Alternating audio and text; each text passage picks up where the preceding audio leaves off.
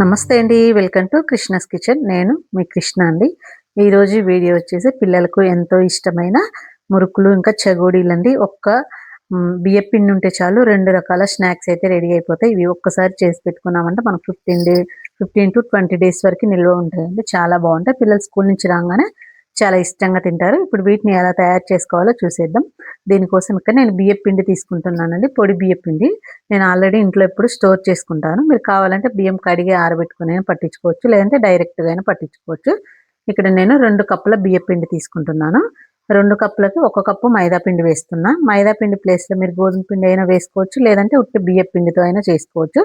మైదా పిండి వేసుకున్నామంటే కొంచెం మనకు రాని వాళ్ళు కూడా ఎలా చేసినా కానీ అవి విరిగిపోకుండా ఉంటాయి అన్నమాట. సో దానికోసం బియ్యం పిండి, మైదా పిండి కానీ గోధుమ పిండి కానీ వేసుకోవచ్చు. వేసుకున్న తర్వాత 1 కప్పుకి 2 కప్పుల బియ్యం పిండికి 1 కప్పు మైదా పిండి వేసుకొని బాగా మిక్స్ చేసుకోండి. ఇప్పుడు స్టవ్ మీద ఒక ప్యాన్ పెట్టుకొని మనం టోటల్గా 3 కప్పులు తీసుకున్నాం కదా, 3 కప్పులకి 3 కప్పుల వాటర్ వేసుకోవాలి. పిండి ఎంతైతే వేసుకుంటామో మనకు వాటర్ కూడా అంతే వేసుకోవాలండి. అప్పుడే మనకు కరెక్ట్గా సరిపోతుంది.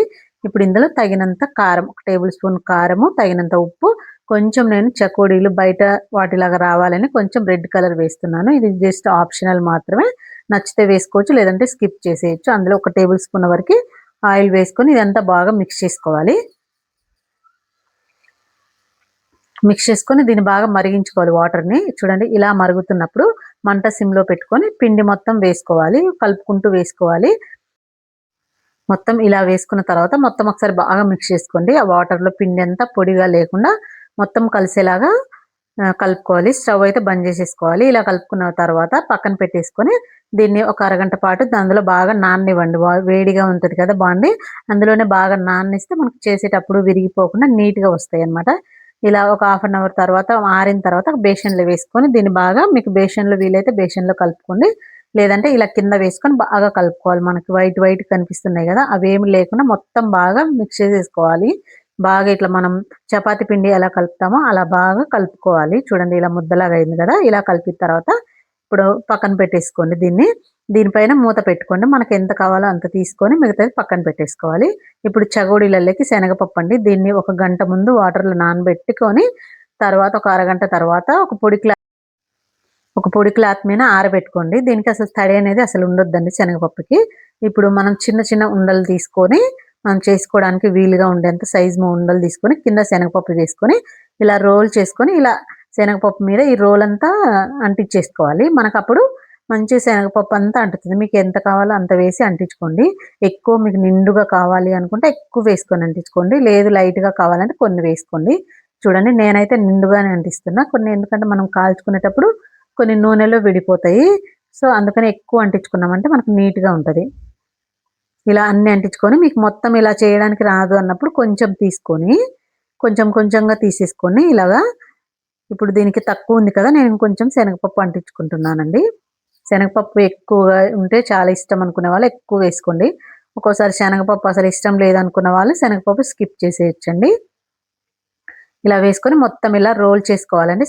మరీ సన్నగా చేసుకోవద్దు. చకోడీలకు మీడియంగా చేసుకోవాలి. నేను వీడియోలో చూపిస్తున్నాను కదా, ఈ సైజ్ చేసుకుంటేనే మనకు టేస్ట్ అనేది చాలా బాగుంటాయి చకోడీలు. చూడండి, ఇలా చేసుకొని చిన్నగా కట్ చేసుకొని ఇలా రౌండ్గా చేసుకొని ఇక్కడ జాయింట్ చేసేసుకోవడమే. ఇలా అన్ని చేసేసుకున్నామంటే మనకు చకోడీలు అనేది రెడీ అయిపోతాయండి.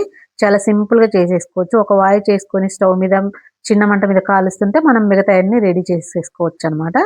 సో ఒక్కలమైనా ఈజీగా చేసేసుకోవచ్చు. ఇద్దరు హెల్ప్ ఏం లేకుండా కూడా చాలా బాగా చేసుకోవచ్చు. చూడండి, అన్ని ఇలాగే రౌండ్గా చుట్టేసుకోండి. శనగపప్పు అవి ఉంటే టేస్ట్ కూడా చాలా బాగుంటుందండి. మనం కొంచెం కలర్ వేసాం కాబట్టి మనకు అచ్చం బయట స్వీట్ షాప్లలో ఎలా చేస్తారో అలాంటి కలరే వస్తుంది. చాలా బాగుంటున్నాయి అనమాట. అలాంటి షేపు కలర్ కూడా మనకు అలాగే వస్తుంది. అన్నీ ఇలా చేసేసుకొని పక్కన పెట్టేసుకోండి. ఇప్పుడు స్టవ్ మీద ఒక ప్యాన్ పెట్టుకొని మనం డీప్ ఫ్రై చేసుకోవడానికి తగినంత ఆయిల్ వేసుకొని మంట మీడియంగా పెట్టుకొని ఆయిల్ బాగా వేడెక్కించుకోవాలండి. మంట హైలో పెట్టుకొని కాల్చుకోవద్దు, ఎందుకంటే మనం వేసిన వెంటనే మాడిపోతాయి. మంట మీడియంగా కాగితేనే నూనె కరెక్ట్గా కాగుతుంది అనమాట. హైలో పెడితే త్వరగా కాగిపోతుంది. మనం వేయంగానే ఇలా పొగలు వచ్చేసి మాడిపోతాయి, లోపల మెత్తగా ఉంటాయి, పైన నల్లబడిపోతాయి. సో అందుకోసమని మంట మీడియంగా పెట్టుకొని అప్పుడు ఇవన్నీ వేసుకొని మంట తగ్గించుకోవాలి.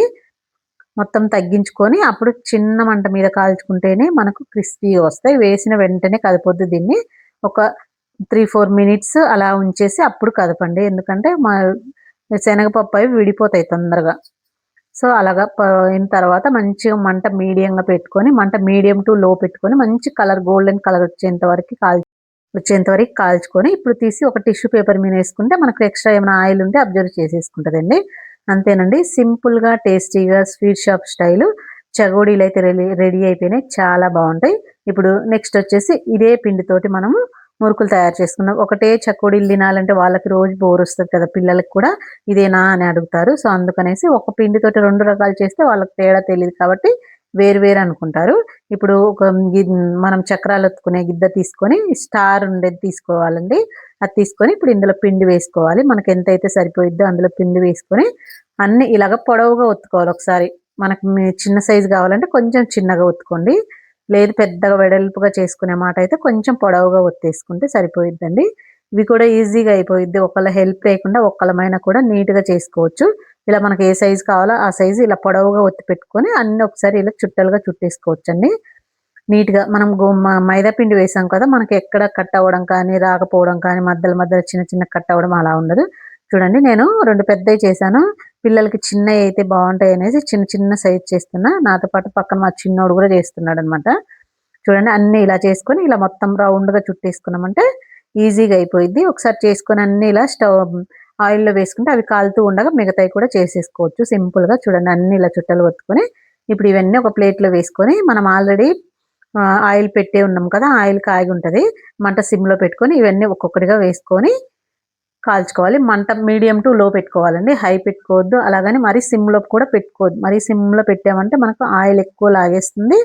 అందులో ఇంకా బాగా ఎక్కువ లాగేస్తుంది ఆయిలు. సో, అందుకని మంట మీడియం టు లో పెట్టుకొని మళ్ళా మీడియంగా పెట్టుకొని అలా తగ్గించుకుంటూ పెంచుకుంటుంటే మనకి మంచిగా కాలితే ఇంక క్రిస్పీగా వస్తాయి. లోపల మెత్తగా లేకుండా చాలా క్రిస్పీగా వస్తాయండి.